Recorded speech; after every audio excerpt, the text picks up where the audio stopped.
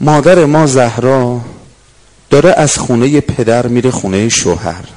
خوب گوش بدید، همتون میدونید تو همین کوچه که دارن میرن یه وقت یه سائلی اومد، فاطمه تو پیرن نوع عروسی به تنته، من پیرن به تنم نیست. در جا بنده خداست دیگه، با خدا معامله میکنه. در جا آی زنو بیاید دور منو بگیرید. پیرن عروسی و خانوما بهتر میفهمن چی میگم. پیرن عروسی و زن تا مدت ها نگر میداره، خاطر است براش، دوستش داره، عیبی هم نداره ها.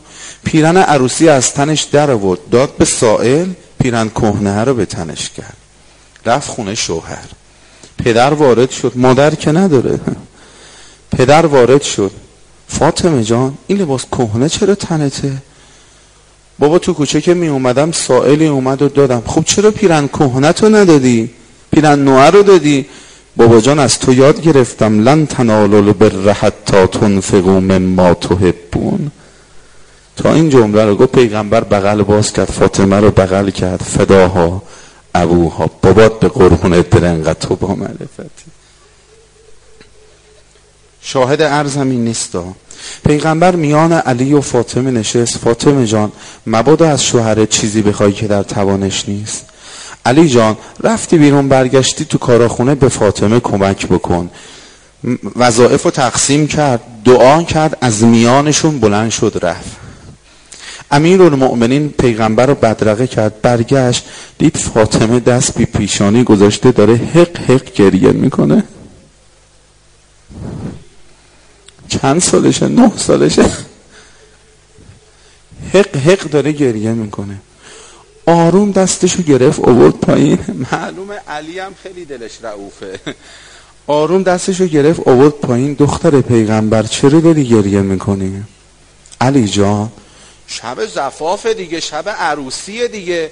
حالا دختر از خونه پدر اومده خونه شوهر، دلش گرفته. معمولا عروسا گریه میکنن، اما ببینید عروس خانه علی برای چی گریه میکنه. علی جان امشب که من از خانه پدر پا به خانه تو گذاشتم، یادم اومد از اون لحظه و زمانی که از خانه تو پا به خانه قبر میخوام بذارم. شب عروسی آقا دوماد نماز خوندنش یادش میره. به عروس خانومه میگن چرا نماز نمیخونی؟ نماز مغربشا که هیچی، نماز صبحشون هم به قضا میره. بعد میگن زندگی ها چرا انقدر گره خورده، خب اینا رو رعایت نمیکنی. شروع زندگیشون با نافرمانی خدا. میگن چرا زندگی ها گره خورده، چرا انقدر بی برکته، چرا نسلا اینقدر نسلای بدی شده. خب همینه دیگه. علی جان یاد قبر افتادم. علی جان فاطمه ازت یه خواهش داره. بگو دختر پیغمبر چی میخوای؟ همین یه خواهش دیگه. فاطمه از علی خواهش نکرد. میشه امشب بیای تا صبح با خدا راز و نیاز کنیم؟ شب زفاف علی و فاطمه تا صبح با خدا راز و نیاز کردن. صبح پیغمبر اومد، علی جان همسر تو چگونه یافتی؟ یا رسول الله در مسیر بندگی خدا بهترین اون و رفیق و دوست.